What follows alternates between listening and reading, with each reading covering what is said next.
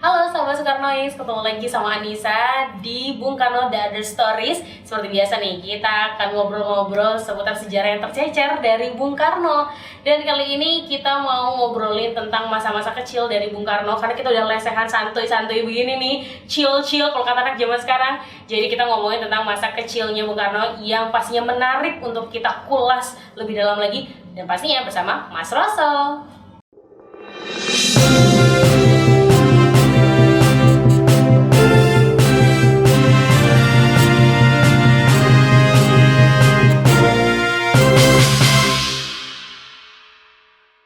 Oke deh, kita sudah bersama dengan Mas Rosso nih. Kita mau bahas tentang masa kecilnya Bung Karno.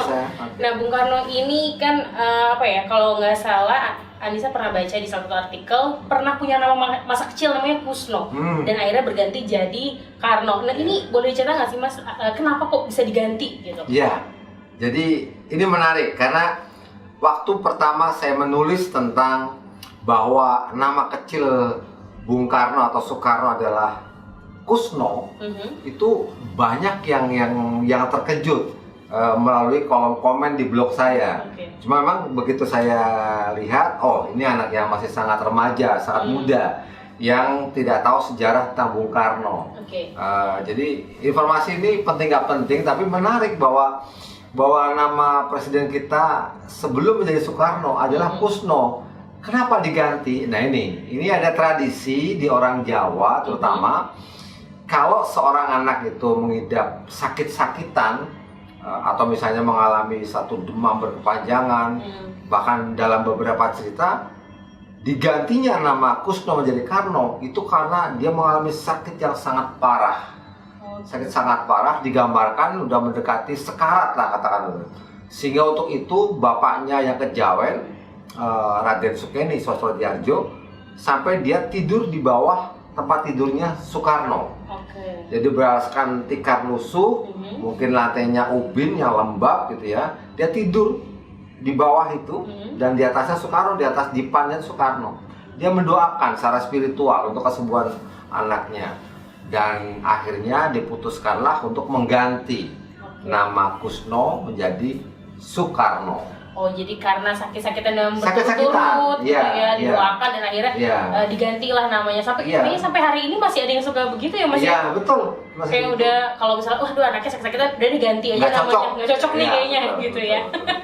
Ini luar biasa, berarti Soekarno ini mengalami pergantian nama seperti orang lain yang karena sakit-sakitan akhirnya digantilah menjadi Soekarno. Nggak kebayang kalau namanya masih Kusno mungkin ceritanya belum kayak sekarang kali ya. Tidak seperti sekarang gitu ya.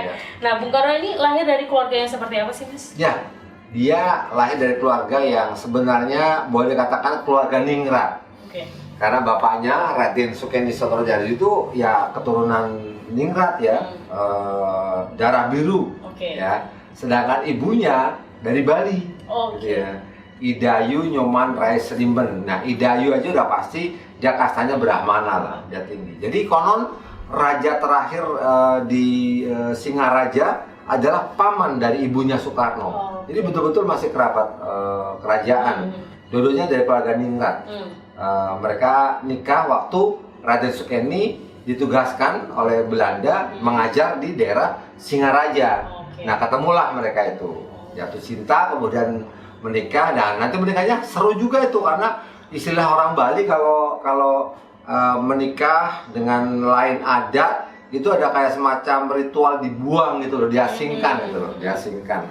Nah, waktu itu kan tradisi Bali masih sangat kental ya, sehingga nanti itu ada cerita terpisah. Kemudian dipindah ke Surabaya, Raden Sukeni, dan Soekarno lahir dia di Surabaya. Ini kan tadi Mas Rosso juga cerita kalau Bung Karno ini lahir dari keluarga ningrat. Tapi ada pernah nggak sih Soekarno ini merasakan masa-masa mungkin sulit di keluarganya gitu? Mungkin pernah lagi down, lagi collab mungkin? Ya menurut saya kan ini beda ya. Jadi darah biru itu kan tidak selalu raja. Itu hanya genetikal, dia keturunan silsilahnya dari kerajaan lah. Orang yang punya pengaruh pada zamannya. Tetapi tidak semua orang ningrat hidup berkecukupan. Jadi Raden Sukeni sendiri kan seorang guru pada zamannya ya, guru Belanda. Kemudian istrinya ya ketika dia walaupun ningrat tapi kan leluhurnya ya, ketika dia ikut Raden Sukeni ya hidup sangat sederhana, digambarkan sangat sederhana. Bahkan mereka tidak pernah berpikir untuk bisa menyekolahkan Soekarno sampai ke Belanda, gitu ya. Karena itulah Soekarno tidak punya riwayat belajar di Eropa, dia hanya sampai THS. Itu pun kalau kita lihat melalui satu upaya yang luar biasa karena semangat dan kegigihan orang tuanya untuk anaknya tuh betul-betul berhasil. Dan ini ada cerita menarik karena dari kecil kedua orang tuanya sudah melihat bahwa tanda-tanda ya bahwa anaknya akan jadi orang besar. Oke, ibunya pun juga dari kecil sudah memberikan kayaknya anaknya akan menjadi seorang pemimpin dan ternyata betul ya. Oh iya, nah itu ada ceritanya tuh Nisa. Dikisahkan pada suatu pagi seperti biasa ibunya bangun tidur selesai urusan dapur barangkali ya, dibantu oleh pembantunya Sarinah. Dia duduk di teras rumah menghadap ke timur, pas ufuk ya, fajar merkah gitu ya, waktu pagi hari. Dan Soekarno bangun tidur, ucak-ucak sambil agak bermalas-malasan, dia bergelindotan di ibunya, ibunya mengangkat tubuh Soekarno kecil dan dipangku. Disitulah dikatakan bahwa kurang lebih kalimatnya, ingat-ingatlah nak bahwa engkau adalah putra sang fajar. Nah, apa maknanya? Soekarno lahir pas matahari merkah. Nah, ini menjawab kenapa Soekarno dijuluki sebagai putra sang fajar gitu ya. Oh gitu. Jadi ceritanya adalah karena pas banget lahir. Iya. Jadi makanya disebutlah putra sang fajarnya juga lagi mereka. Ngomong tentang fenomena yang tadi pas lahir tuh katanya pas lagi sang fajarnya merekah gitu ya. Betul. Sempat baca juga ada peristiwa-peristiwa penting ketika Bung Karno lahir. Tapi pengen dengar langsung ceritanya dari Mas Roso. Boleh dong Mas diceritain ada peristiwa apa aja sih? Ya, jadi digambarkan, disebutkan juga Soekarno bahwa kelahirannya disambut oleh letusan Gunung Kelut, gitu ya. Tentu tidak persis pada tanggal itu. Ya mungkin tidak lama setelah Soekarno lahir meletuslah Gunung Kelut yang sangat dahsyat ketika itu. Itu sebagai pertanda, sebagai orang Jawa itu sebagai pertanda bahwa ini menyambut hadirnya seorang yang nanti bakal menjadi pemimpin besar negara ini.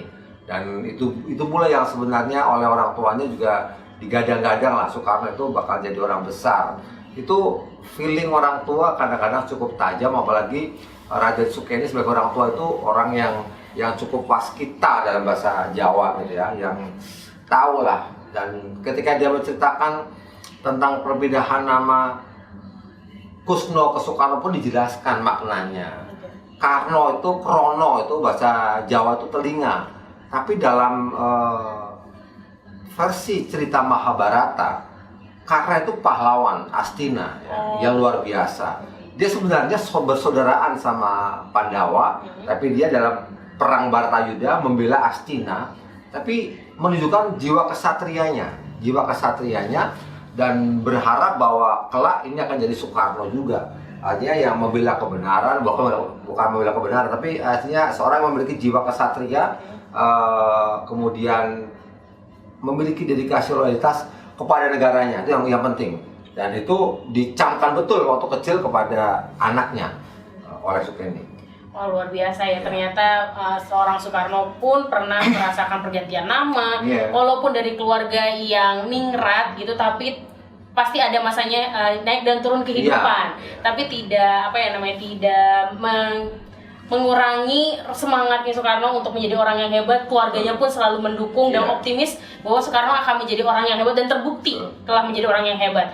Luar biasa. Itu segelintir cerita dari masa kecilnya Soekarno nih ya, sahabat Soekarnois. Buat kamu yang masih penasaran kira-kira ada cerita apa lagi, kalau kamu tadi dengar ada satu nama yang disebut sama Mas Roso, nah itu akan menjadi clue pembahasan kita selanjutnya. Jadi jangan sampai melewatkan episode selanjutnya. Oke deh sahabat Soekarnois, itu dia obrolan kita sama Mas Roso tentang masa kecilnya Bung Karno. Buat kamu yang masih penasaran sama cerita-cerita lainnya, jangan lupa untuk like, komen, dan juga subscribe. Dan juga jangan lupa nih untuk tanyain pertanyaan-pertanyaan yang kamu mau bikin penasaran seputar sejarahnya Bung Karno. Boleh banget komen di bawah sini. Jangan lupa ya nyalain lonceng notification-nya supaya kamu gak ketinggalan sama video-video dari Bung Karno The Other Stories. Kalau kita ada pamit, and see you, bye-bye.